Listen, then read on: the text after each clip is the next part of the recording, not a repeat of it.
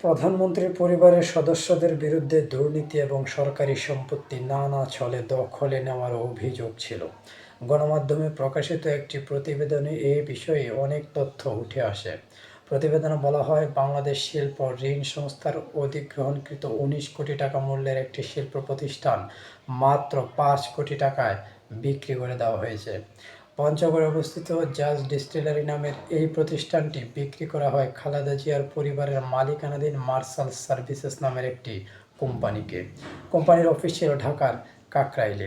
শুধু নামমাত্র মূল্যেই এটা বেচা হয়নি, আদালতের নিষেধাজ্ঞা উপেক্ষা করে সংস্থার পরিচালনা পর্ষদের অনুমোদন ছাড়াই সম্পূর্ণ অবৈধভাবে প্রতিষ্ঠানটি হস্তান্তর করা হয়।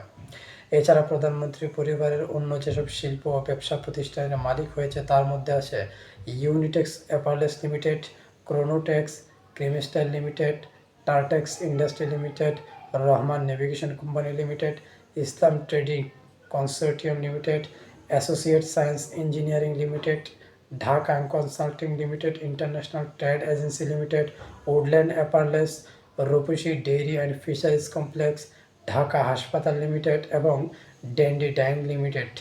এসব প্রতিষ্ঠানের মালিকানায় প্রধানমন্ত্রীর দুই ছেলে তারেক রহমান ও আরাফাত রহমান, ভাই সাইদ ইস্কান্দার ও তার স্ত্রী নাসরিন সাইদ ছাড়াও রয়েছেন কাজী গালিব আব্দুস সাত্তার, গিয়াসউদ্দিন আল মামুন প্রমুখ। প্রধানমন্ত্রীর পরিবার ততদিনে বিরাট এক আর্থিক সাম্রাজ্যের মালিক বনে গেছে।